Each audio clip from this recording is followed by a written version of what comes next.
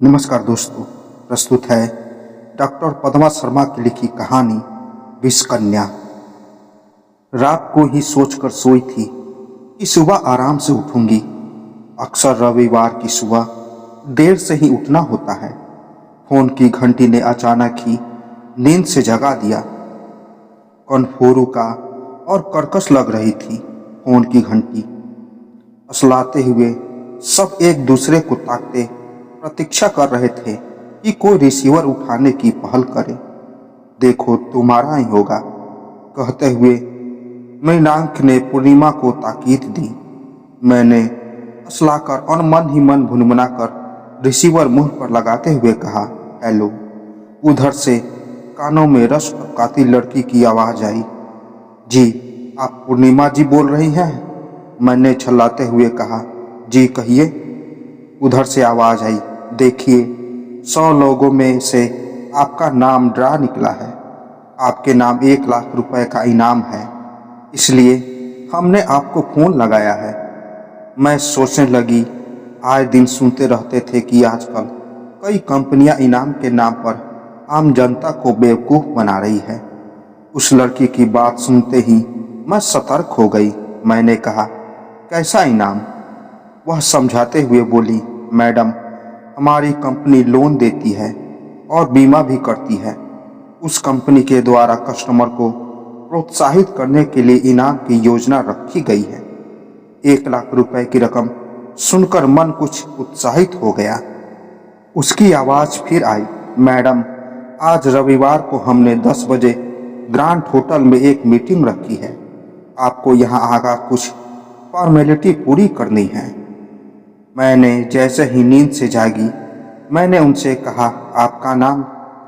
मैं दीपा जानायद। उधर से खनकती आवाज़ आई, शायद मेरी अन्य मस्तकता को भांप गई थी।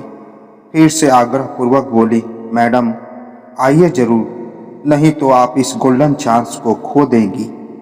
फिर जैसे अपना पासा फेंकती सी बोली, आपके हस्बैंड किस जॉब में हैं? जी हेल्थ विभाग में। सुनते ही जैसे वह खिल गई, डॉक्टर हैं? मैं सिक्स्थ सेंस चालू हो गया। आवाज़ से तो लगता है ये खूबसूरत है। मैंने टालने के उद्देश्य से कहा, जी मैं अवश्य आती हूँ। फोन की आवाज़ ने सबको जगा दिया था। पति ने मजाकिया लहजे में पूछा, किस चाहने वाले का फोन आया? सुबह सुबह बड़ी खिली खिली लग रही हो। मैंने खींचते हुए कहा, मेरी नींद हराम हो गई है और आपको चेहरा खिला खिला लग रहा है। आपको दृष्टि दोष हो गया है। घर के कामों में 10 न जाने कब बज जाए थे। 11 बजे फिर से फोन बजा। फिर वही खनकती आवाज़ उभरी, मैडम, हम आपका वेट कर रहे हैं, प्लीज आइए। आप कब तक आ रही हैं? मैं सोच रही थी ये प्लीज भी अजब बला थी। सच मानो, सारी और थैंक यू से बड़ी बड़ी सीधे दिल में उतरती चली गई। उसकी प्लीज, न जाने किस परेशानी में कंपनी की सिफारिश कर रही है वह। मैंने कहा, देखिए, जब ये घर जाएंगे तब मैं आ पाऊंगी। मैडम, आप सर का कॉन्टेक्ट नंबर दे दीजिए, मैं उनसे रिक्वेस्ट कर लूँगी। मैं उसे मोबाइल नंबर देने में सकुचा रही थी। आजकल मोबाइल पर ही रिश्ते बनाना आसान हो गया है। मैंने कहा, जी मैं बात करती हूँ, हो सकता है वो किसी मीटिंग में व्यस्त हो। दीपा भी तो यही चाहती थी कि पूर्णिमा ही फोन लगाए। पति दुनिया के सब काम छोड़ सकता है, बीवी के आग्रह को नहीं। पूर्णिमा दीपा की चालाकी नहीं समझ पाई। सहज व सरल स्वभाव वाली गृहस्थनी चलाने वाली महिलाएं घर की गाड़ी चलाने में तो निपुण होती है, पर दूरदृष्टि और व्यावसायिक समझ परख तो वही ही समझ पाती है जिन्हें कारपोरेट की दुनिया में कदम रख दिया है।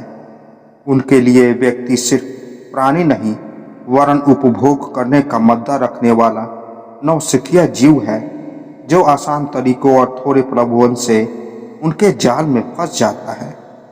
मैंने तुरंत उन्हें फोन लगाया और याद दिलाया कि होटल जाना है। हम ग्रांड होटल पहुँचे। होटल के बाहर ही बैनर लगा था। चमक धमक और साज सज्जा के साथ अंदर उस कंपनी ने आकर्षण की चौपर फैला रखी थी। घुसते ही एक काउंटर था जिस पर एक लड़की बैठी थी। उसके पास दो व्यक्ति पहले से बैठे थे। उनकी भाषा में कस्टमर व्यक्ति की उपमाएं किस तरह बदल जाती है समय और परिस्थिति के हिसाब से। व्यावसायिक क्षेत्र में जो कस्टमर है वही जेल की दुनिया में कैदी, अस्पताल में मरीज, वाहन में सवारी और अन्य अनेक जगह अलग अलग नामों का फरेब। कस्टमर किसी प्रपत्र को भरने में लगे थे। हम लोगों को देखकर उसने हंसते हुए स्वभाव स्वागत किया और कहा, हेलो, आई एम स्वाति। कहने के साथ ही उसने हाथ आगे बढ़ा दिया। उनसे मुझसे हाथ मिलाया, फिर मृगांक से। मृगांक ने अपनी उतनी ही गर्मजोशी से हाथ मिलाया। मैं बारी बारी से दोनों के चेहरे देख रही थी। दाएं तरफ भी एक बड़ी मेज और कुछ खाली कुर्सियां पड़ी थी। छोटे छोटे काउंटर बना दिए गए हैं। हमें बैठने को कहा गया। मेरी नजरें चारों ओर घूम रही थी। सामने तख्त रखकर एक छोटी सी स्टेज भी बना दी गई थी, शायद उद्घाटन के लिए, जो अब तक हो चुका था। वहां बड़ी कुर्सियों पर दो सूट बेड सज्जन बैठे थे, कुछ कागजों में उलझे हुए। लड़की ने हमें एक फॉर्म दिया जिसे भरना था, अपना नाम, पता, फोन नंबर, व्यवसाय आदि। फॉर्मेलिटी पूरी कर दी थी हमने। लड़की ने उस फॉर्म को एक रजिस्टर पर चढ़ाकर एक फाइल में वो फॉर्म रखकर स्टेज पर बैठे सज्जनों की तरफ प्यून से पहुंचवा दिया। होटल के पूर्व दिशा की ओर एक बड़ी सी टेबल थी। वहां एक लड़की जीन्स और जैकेट पहने बैठी थी। कुर्सी पर दो पुरुष और दो महिलाएं बैठे थे। लगता था दो फैमिली हैं। सबको अटेंड करने वाले अलग अलग थे। पुरुषों के लिए ड्रेस कोड था, स्काई ब्लू शर्ट और काली पतलून के साथ लाल कलर की टाई। लड़कियां जीन्स और जैकेट में चहक रही थी। सब सुंदर और आकर्षित व्यक्तित्व की धनी। अब स्कूलों में भी सुदर्शना टीचर की डिमांड होने लगी है। व्यावसायिकता स्तर पर तो और भी अधिक आकर्षण व्यक्तित्व को प्राथमिकता दी जा रही है। डिग्री के साथ सौंदर्य जैसे योग्यता को प्रमुखता न देकर सिर्फ उपयोगिता के रूप में उपभोक्ता का स्वरूप प्रदान कर दिया गया है। उत्पाद बेचना है तो महिलाओं को काम पर लगा दो। अब हम लोगों को दीपा जैनैत की टेबल पर बिठा दिया गया था। उसने हाथ बढ़ाकर कहा, दीपा जैनैत। मैंने हाथ मिलाया। फिर मृगांक ने। पुरुषों को हाथ मिलाने में बड़ा अच्छा लग रहा था। टच थेरेपी जो काम कर रही थी। मृगांक के चेहरे भाव बदल गए थे। मैंने ध्यान से देखा तो सकपका गए। हंसते हुए उसने हमें बैठने का इशारा किया। बैठकर उसने एक कागज पर पेन से कुछ लिखना शुरू कर दिया। जी सर, आपका नाम? मृगांक डेकुला। आप शर्मा और डेकुला, क्या लव मैरिज हुई है? मैंने सोचा ये मना न कर दे, इसलिए तपाक से कहा, जी हाँ। आप किस जॉब में हैं? स्वास्थ्य विभाग में। फिर कुछ याद करती सी बोली, हाँ, मैडम ने बताया था। पेन कागज पर चलाती हुई बोली, आपको पता है बीमा की कुल कितनी कंपनियां हैं? थोड़ी देर तक वह रुकी, फिर उत्तर देती हुई बोली, कई है, पर उनमें रजिस्टर्ड केवल 34 है, जिनमें से कुल बीमा कंपनी 19 काम कर रही हैं। इनमें से 10 तो चल ही रही होगी। उसने ध्यानपूर्वक बारी बारी से हमारे चेहरे को देखा। वह संतुष्ट हो गई कि हम ध्यान से उनकी बातें सुन रहे हैं। उसने फिर से बोलना शुरू कर दिया, 10 में से आदमी को चॉइस करने में परेशानी होगी। हम एक ही छत के नीचे आपको गाइड करेंगे और सलाह देंगे। देखिए, आदमी 4 सेक्टरों में पैसा इन्वेस्ट करता है, बैंक में, पोस्ट ऑफिस में, शेयर मार्केट में और इंश्योरेंस में। हमारी कंपनी पोस्ट ऑफिस को छोड़कर बाकी तीनों सेक्टर में काम कर रही है। मैंने कहा, पर हमें तो यहाँ इनाम के लिए बुलाया गया है। वह बोली, मैं उसी बात पर आ रही हूँ। उसने धीरे से अपनी जैकेट की जिप ऊपर चढ़ाई। हम दोनों का ध्यान उस ओर गया। वहाँ गोरे कबूतरों की जुआ जोड़ी हल्की विभाजक रेखा के साथ दिखाई दे रही थी। शरीर कुचलाते मार बाहर निकलने का उद्यत है। उसने समझाना शुरू किया, इसके अंतर्गत मकान निर्माण, इंफ्रास्ट्रक्चर है, house loan, claim settlement, insurance, retirement, pension plan भी है। इसमें टैक्स बेनिफिट भी मिलेगा। कहकर उसने हमारे चेहरों को बारी बारी से देखा। वह जानती है, टैक्स बचाने की सोचकर नौकरी वाला बला रखता है और अंतिम प्रयास तक उसे बचाए रखने के लिए कई जगह रुपए इन्वेस्ट करता है। वह बोली, देखिए, आजकल जिंदगी का कोई भरोसा नहीं। हम घर से निकलते हैं कई आशाओं के साथ, और लौटना निश्चिंत होता है। आज जब हर तरफ आतंक और दुर्घटनाओं का बोलबाला है, हमारे जीवन सुरक्षित नहीं है। ऐसी स्थिति में हम तो चले जाते हैं, पर हमारे जो इस दुनिया में अकेले रह जाते हैं, उनके लिए आर्थिक व्यवस्था करना हमारी जिम्मेदारी है। अब उसने मृत्यु और दुर्घटना का भय दिखाकर बीमे की बात शुरू कर दी। हमारे यहाँ एक्सीडेंटल बीमा होता है। आते जाते जब कभी हमारे साथ कोई दुर्घटना घटित हो जाए तो हम पैसों के लिए मोहताज नहीं होंगे। तभी घंटी बजी और दूसरे टेबल पर अटेंडेंट कर रही लड़की ने कहा, सब इनके लिए ताली बजाइए, इन्हें वीआईपी किट मिल गई है। इसकी कीमत 1 लाख रुपए है। मेरे मन में जिज्ञासा उभर आई। मैंने कहा, यह वीआईपी किट क्या है? दीपा मुस्कुराई। यह 1 लाख रुपए की एक्सीडेंटियल पॉलिसी है जिसे कंपनी चलाएगी। आपको सिर्फ 4,000 रुपये वार्षिक किस्त भरना होगा। इसमें लाइफ इंश्योरेंस प्लान में 5 वर्षों तक लगातार किस्त भरने पर 20 वर्ष तक रिस्क कवर बनी रहती है। इसमें यदि कोई कस्टमर 3 वर्ष तक भी किस्त जमा कर चौथी 5वीं किस्त जमा न करे तो बीमा बना रहेगा। उसमें उसे अपना घोषणा पत्र देना पड़ेगा, लेकिन यह तभी संभव है जब वह पार्शियल विड्रॉल करे, अर्थात एक किस्त पहले वर्ष की छोड़कर 2 शेष किस्तों का पैसा ब्याज से निकाल सकता है। क्लेम में 16 डॉक्यूमेंट लगते हैं। अन्य कंपनी के एजेंट वादे तो करते हैं पर उन्हें पूरा नहीं करते। उसकी वाणी में मिठास थी और वह वाक्यपटु भी थी। थोड़ा रुककर वह फिर से बोली, 100 रुपये वार्षिक देने पर 1 लाख का एक्सीडेंटियल बीमा हो जाएगा जिसे कंपनी चलाएगी, पर उसके लिए आपको बीमा करवाना होगा। मेरा मन व्यग्र हो रहा था। कंपनी की सोची समझी चाल जिसे ग्राहक कंपनी की मेहरबानी समझ रही थी, वह दरअसल ग्राहक की जेब का ही पैसा है जो दुर्घटना में मौत पर ही मिलेगा।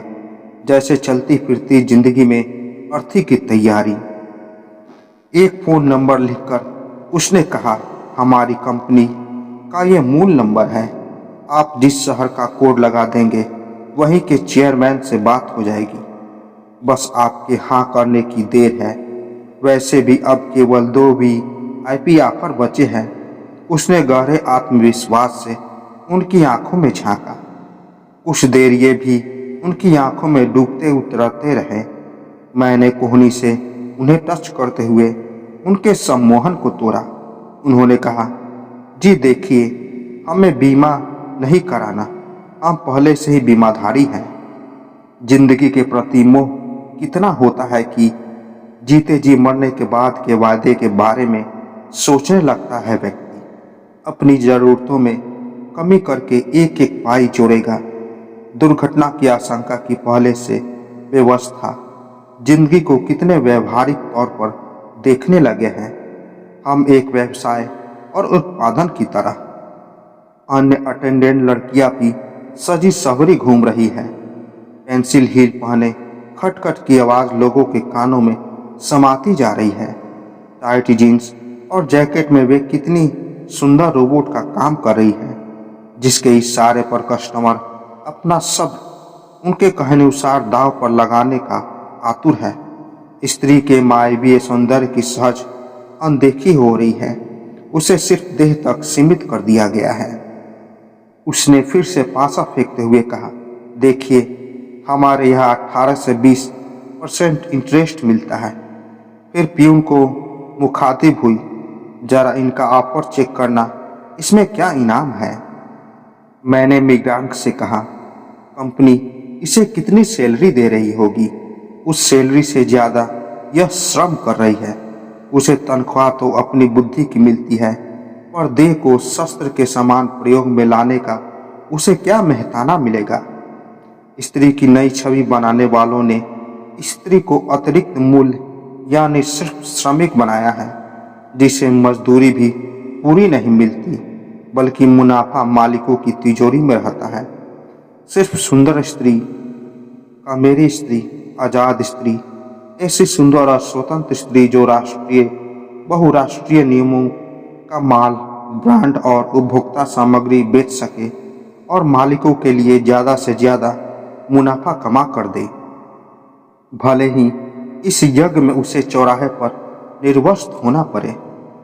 उसने बात बदलते हुए कहा, मैं ग्वालियर की रहने वाली हूँ। भाभी जी, आप कहाँ की रहने वाली है। अब तो मैडम की जगह भाभी जी कर रही थी। उसने मेरी पूरी शिक्षा ग्वालियर की नोट की थी और मुझे ग्वालियर के नाम से द्रवित करना चाहती थी।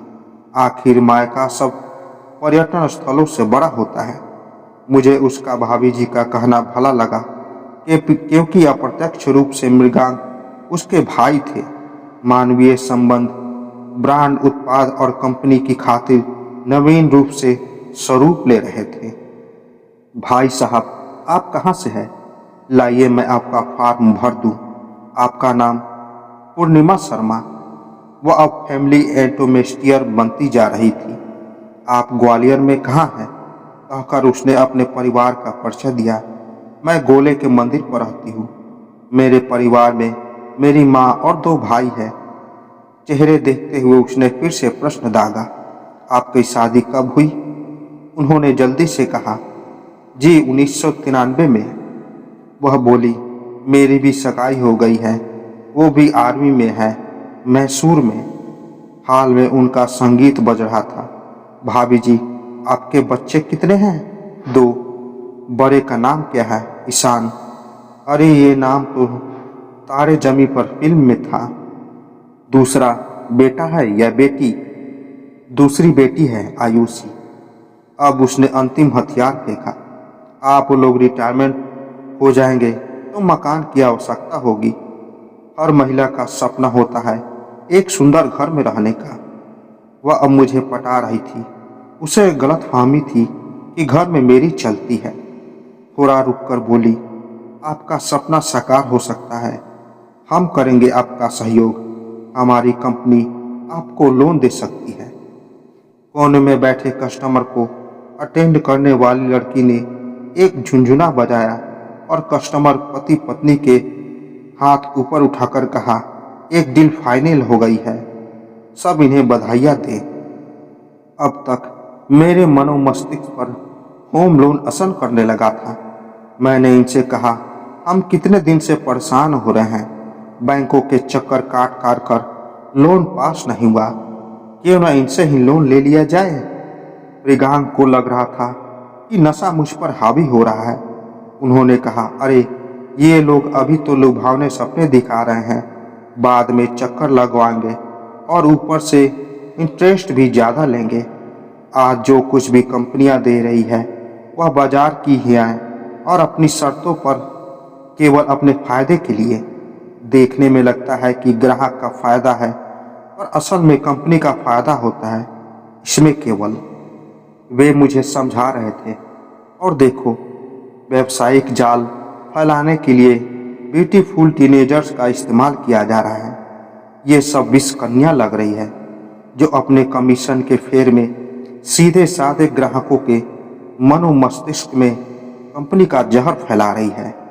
जहां एक तरफ आज की स्त्री आत्मविश्वास से भरी है, वहाँ क्या स्त्री का काम सिर्फ सजना संवरना है? ये उत्तेजित मुद्रा में थे। कौटिल्य के अर्थशास्त्र की पंक्तियां सुनाते हुए बोले, बंध की पोष का परम रूप यौन नाभि, स्त्री भी सेना मुखाम नुमान दिए हूँ। स्त्रियों का पालन पोषण करने वालों को चाहिए कि वे सुंदर रूपवती स्त्रियों के द्वारा प्रमुख व्यक्तियों को प्रमादी बनवा दे। मैंने कहा, तो फिर बीमा ही करवा लीजिए। मैं जोर डाल रही थी, दुकान पर जाओ और खाली हाथ वापस आओ तो अच्छा नहीं लगता, उत्साह कम हो जाता है। और मैं तो कई लोगों को अपने 1 लाख रुपए के इनाम के बारे में बचा चुकी हूँ। अब मेरी रेपुटेशन का भी तो सवाल है। मैंने दलील दी। मृगांक कई उदाहरण देकर समझा रहे थे। थोड़ी देर बाद बीमे के उपलक्ष्य में हमारे लिए भी झुनझुना बजाया जा रहा था। हमारी समझदारी को विषकन्या ने डस लिया था। तो दोस्तों, आशा करता हूँ ये कहानी आपको पसंद आई होगी। तो मिलते हैं एक और नई कहानी के साथ। तब तक के लिए नमस्कार।